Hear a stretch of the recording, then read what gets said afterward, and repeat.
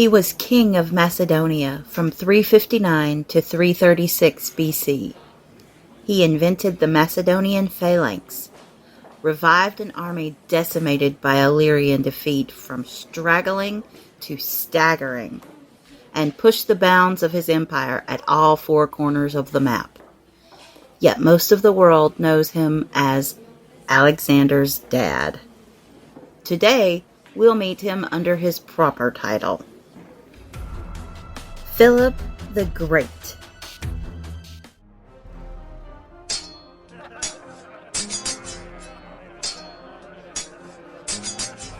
In 368 BC, 16-year-old Macedonian Prince Philip was sent to Thebes, the leading Greek city-state of its time, to study military strategy under generals Epaminondas and Pamenes.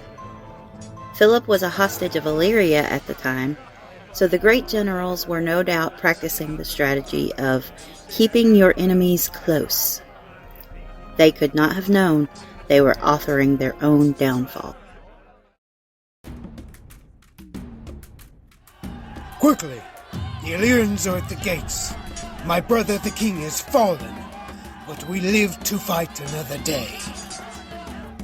In 359 BC, Philip inherited the throne of Macedonia after his brother fell in battle to the Illyrians. He had no time or reason to celebrate. The Illyrians were continuing to advance from the west. The Thracians were sacking the north. The Greeks had landed in the south. And in the east, like a slumbering volcano, lay Persia. We just don't understand the need for this new formation of yours, my liege. What was wrong with the Greek phalanx with short swords? The heroes of our past carved their victories with bronze short swords and daring charges. But the age of bronze belongs to those noble shades. Stand beside me as Macedonia reforges herself from iron. And that means anyone, regardless of birth, race, or wealth, can advance in this army. The way we distinguish ourselves is by distinguishing ourselves. The path to glory is paved with discipline, valor, and brotherhood. In short order, Philip had expanded his army almost 450% and sent the invaders running from Paeonia to Athens. He repelled Illyria, but formed a marriage alliance with Molosia. The enigmatic Princess Olympias became Philip's queen and the mother of his heir. Our son will be the greatest king in 1,000 generations. He will be a god among men. But the fates had more than blessings in store for Philip. In the dead of night, assassins struck, seeking his life, but winning only his eye. My liege, what have they done to you? Cowards! They've taken my eye, yet they haven't my vision. Peace now, love. 'Tis nothing. So you see, my boy, you must always trust your horse. A noble animal will carry you into battle without flinching, without hesitation, without fear. A fast horse is fine and good, but a brave horse is the rarest and most precious companion a soldier can have. I understand, Father. So, it is important, then, to give such a beast the finest care and attention. You do understand. You'll make a fine leader one day. Philip's army was now so fearsome that they could take any foe. Defenseless peoples begged Macedonia to stand with them, rewarding them with glory, power, and the spoils of war. Philip became the leader of the Thessalian League and dissolved the Chalcidian League. In 346 BC, Greece sued for peace, and Macedonia eclipsed Thebes as the ruling city-state of Greece. Please, my liege, help us defeat Pegasi.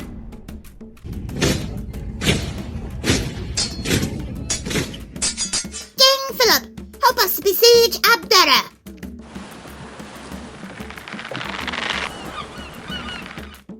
My lord, the Phocians gather at the Crocus Field.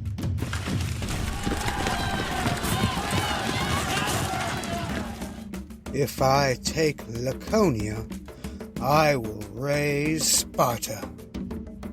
If.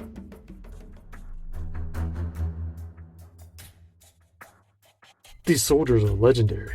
They've trained for this since birth. They believe they can defend their homeland because they know they can.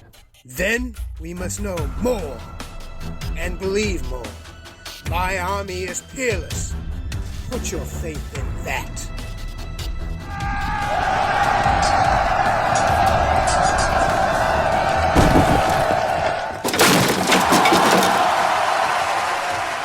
Hold the siege. Sparta surrenders. A wise choice, and not a moment too soon.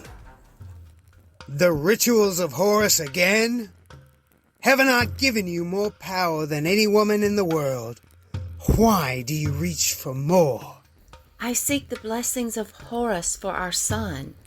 Alexander is of the gods, not of kings. You command armies, but I gave birth to destiny. One day, you will be but a shadow, burned away by his fire. I'm no stranger to fire, my love. I forged this kingdom from ash. If our son takes it, he'll have to take it from me.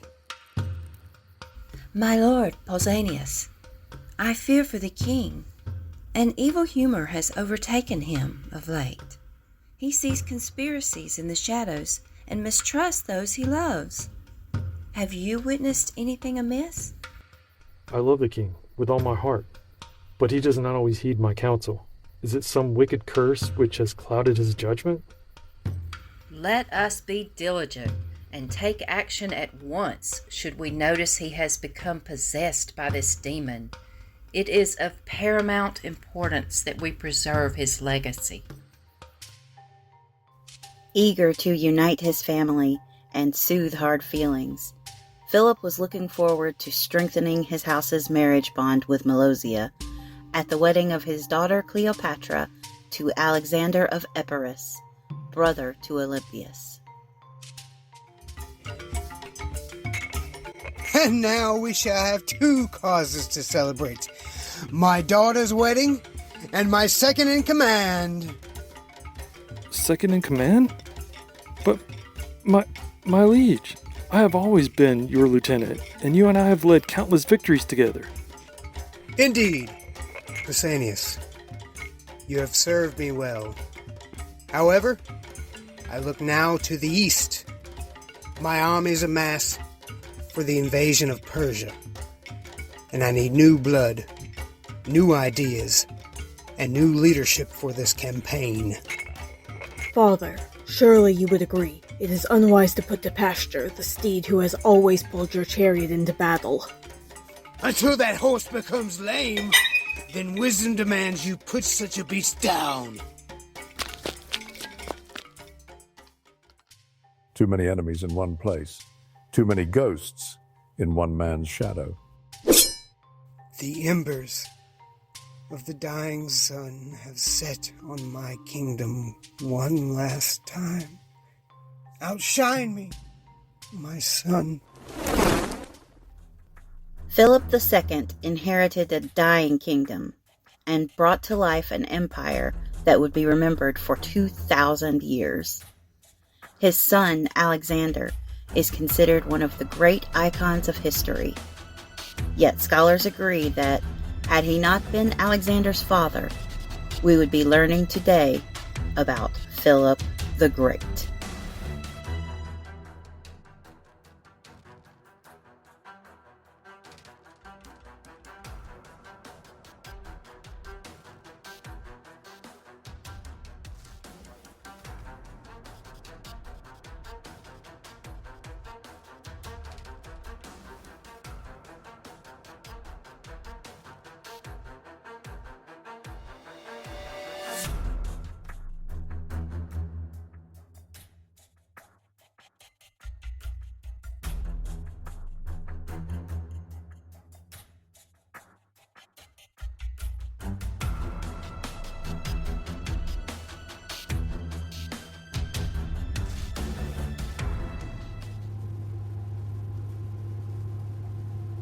Samos, Greece, circa 540 BC. A beautiful young woman arrives on the island in bondage. She was Dorica, a slave by circumstance, but by trade a hetera, a highly educated female companion. The world would remember her by another name.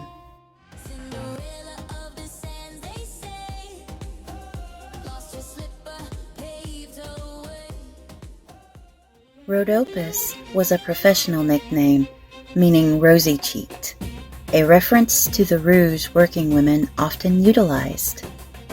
Heterae were courtesans, but historians disagree about the extent to which they were sex workers. They were certainly beautiful, intelligent, and alluring, but they were most prized for their talents as artists, entertainers, and conversationalists. Dorica was a beauty among beauties, and right away she caught the eye of Caraxes, brother of the legendary poet Sappho. Oh, friend, who is that woman? They call her a Rhodopis. She's a hetera. She should be at the symposium tonight. Heterae would have been some of the only women invited to the symposium, which was the after-dinner drinking and conversation Greek men enjoyed following meals.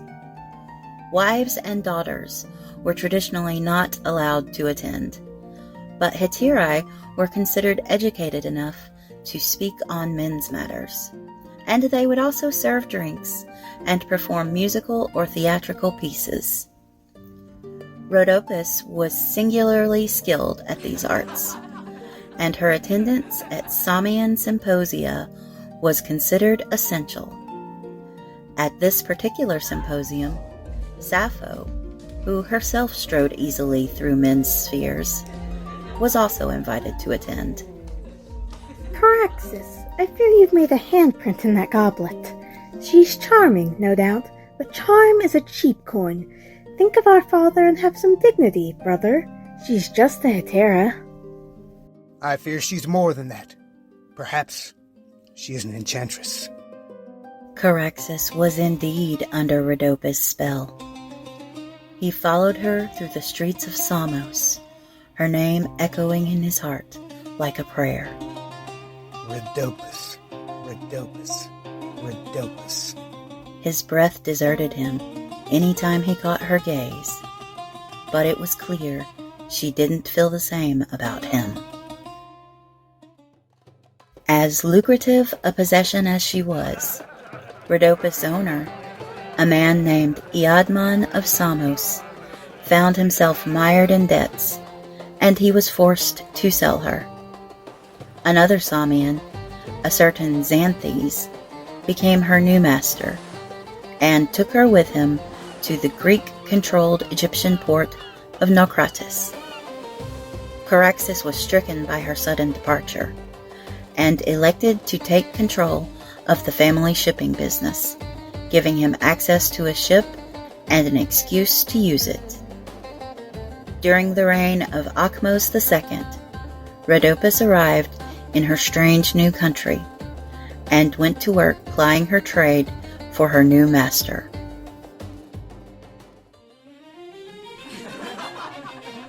Caraxes, from Samos. What a lovely surprise. What brings you to Naucratis? Rhodopis, you are what has brought me here. You are the wind that fills my sails, and the map I follow. I know now that I can't live without you. How wonderful. It is always pleasant to see you as well. Will you sit and take a cup of wine? Caraxes had made up his mind. No one would ever force Rhodopis to leave him again. He demanded a meeting with Xanthes, and there ransomed her freedom. You're free now. Come home with me. You've given me my life.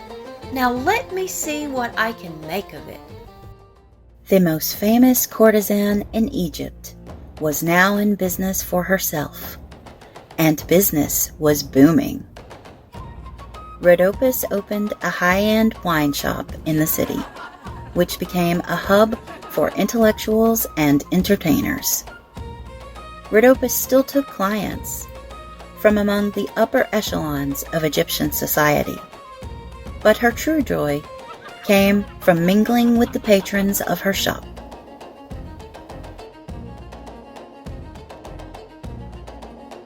Steadily, Rhodopis began building her empire. She became the most successful businesswoman in Naucratis, accruing gold and acquiring property as shrewdly as any marketplace tycoon. After several years, she even tithed a tenth of her fortune to the Temple of Delphi, commissioning a set of grand iron spits for the roasting of ceremonial oxen. This donation would be noted in the temple 100 years later by Herodotus. Rhodopis' name was whispered in the streets with a mixture of awe and apprehension, which only intensified with the publication of Sappho's new poem. A certain woman of loose morals. Says she robbed Caraxes and shamed the family. My lady, the scroll you requested has arrived. A copy of Sappho's latest poem. May Dorica find you most bitter, Aphrodite, and may she not boast, saying she came the second time to longed for love. Orpheus, keep my dear friend Sappho, torn apart by misconception of my heart. Lose her not in the Hades of filial duty, but lead her back to your song. She walks like a fire, but she's cold as ice. Every step she takes comes with a price. Gather round, children, and I'll tell you the tale of the beautiful Rhodopis, who captured the hearts of lords and kings. But 500 years later, just around the start of the Common Era, the story had evolved. Now, Rhodopis was a beautiful servant whose master gifted her a pair of golden sandals in honor of her gift of dance. One day, as she was bathing in the Nile, the envious other servants stole her fine sandals. The god Horus, in the form of a hawk, snatched one of the sandals away and dropped it in the lap of Pharaoh. Pharaoh, recognizing the sign from Horus, vowed to make the owner of the sandal his queen, and he scoured the land until he found and wed the enchanting but humble girl. As time went on, the story of Rhodopis traveled along with the people telling it, shifting and gathering embellishments as it was told from the perspective of different storytellers and cultures. In the Far East, Horus became a magic fish who granted wishes. In Northern Europe, where it was cold most of the year, the persecuted heroine met the handsome ruler at church. And in continental Europe, the most familiar version emerged, in which Cinderella meets Prince Charming with the help of her fairy godmother, and he finds her again by tracing the owner of a delicate glass slipper. But unlike the dainty damsels in those tales, Rhodopis lived happily ever after, without a prince to contain her. Do you ever regret not marrying Caraxes? I regret nothing that left me free.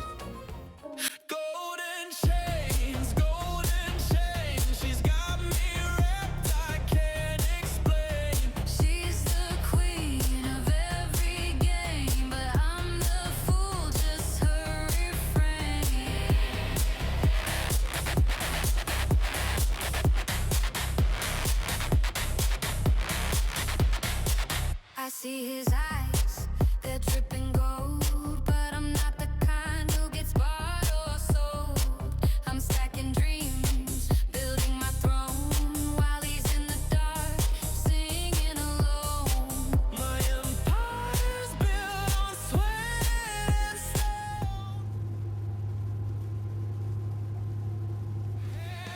Run, shadow in the smoke. Ideas sparked by the gods he Before the steam of engines, before the gears of clocks, there was a name half heard on the winds. Heron. Or maybe not. For even the gods are sometimes careless with their introductions. Alexandria, about 2,000 years ago, give or take a century or two. Something of a renaissance was taking place among the scholars and the great thinkers. Practical science was taking a prominent position in the culture, with innovations like the Antikythera mechanism appearing for the first time. In this singular era, a man known as Heron began creating inventions for patrons and temples. In that city where scholars drank moonlight from scrolls, where the pharaohs towered like a second sun, rumors spoke of a mortal who could bend smoke to his will. They said he listened to the language of air and taught it to sing. Virtually nothing is known of Heron. We only have his writings and the technical manuals he penned. But these writings were extraordinary. He originated mathematical formulae, designed wind, fire, and steam-powered devices, and undertook some of the very earliest research into the field that would become cybernetics. One evening, the temple doors opened with no priest to pull the bolt. A globe of polished bronze began to spin, hissing like a serpent of Hephaestus. The crowd gasped. Miracle, they cried. But the gods only smiled. The miracle was mortal. Many of Heron's inventions were created for the temples, wondrous applications of his scientific theories in creations that mimicked the powers of the gods. Priests could light a brazier outside the temple and cause the doors to swing open on their own. Statues of the gods could acknowledge the offerings of the faithful with a nod. Heron even created the first steam engine, the Eolipile, all powered by heat and pressure. Children of Athens and merchants of the Nile gathered to watch plays where heroes moved without hands to guide them. Ropes hidden in bronze bones, counterweights timed like heartbeats. A wooden stage where gears became destiny. Many of Heron's most remarkable inventions comprised some of the world's first automatons. Statues that could pour wine from self-filling jugs, a cart that could move goods without the benefit of an ass to pull it, and most spectacular of all, a small theater in which automatic puppets would act out well-known scenes from mythology, controlled by gears, ropes, and pulleys, fully programmable and self-propelled. The pious approached the temple's fountain. A coin clink, and holy water poured as if a nymph obeyed their silver offering. But behind the curtain lay valves and levers, a mortal trick fit for Olympus. Heron is credited with creating the world's first coin-operated vending machine, a holy water dispenser for the temple. When a coin was dropped onto a weight within the device, a counterweight opened a valve, allowing water to flow. After a certain amount was dispensed, the weight distribution allowed the coin to drop into a collection mechanism, halting the flow until another coin was donated. Scrolls bloom beneath his stylus. Diagrams of wind wheels, fire-driven engines, fountains that never ceased. Not prophecy, but blueprint. The mathematics of marvels. He signed them Mechanica, Pneumatica, and vanished back into the smoke. Heron designed machines both extravagant and practical. In addition to the spectacles he conjured, he also designed wind-powered wheels and a water pump used by the earliest firefighters. The world's first syringe and a new type of thermometer, and a self-filling fountain, a kind of perpetual motion machine powered by water and gravity. He left us technical manuals, scientific treatises, and lecture notes, which is how we know of his genius today. An eclipse darkened the year, 63 after the birth of the Nazarene, or so later scribes would guess. Did Heron stand beneath that shadowed sun? No one can swear it, for the man is missed, and only the works remain. We can't even say for sure when Heron lived. Estimates range about 400 years, from 250 BC to 150 AD. The most compelling contemporary evidence seems to indicate that he may have observed an eclipse, which took place in 62 or 63 AD. But even that is uncertain, and we have no way of knowing his age at the time of the event. He could have been a child, inspired to pursue a life of science after witnessing such a miracle, or an old man who felt moved to describe the wonder of the heavens. Centuries passed. Empires fell. Steam slept in scrolls while kings marched and forgot. Yet the breath of that hidden forge waited, patient as iron. The Brotherhood of Brilliance gained new members as time went on. In Heron's time, his work wouldn't have been widely known. Only other scientists and their students would have access to his work, to preserve the mystery and illusion for the temples. As the millennia spun out, other inventors would study his research and observations. A genius from Vinci, who built his own automata and other marvels.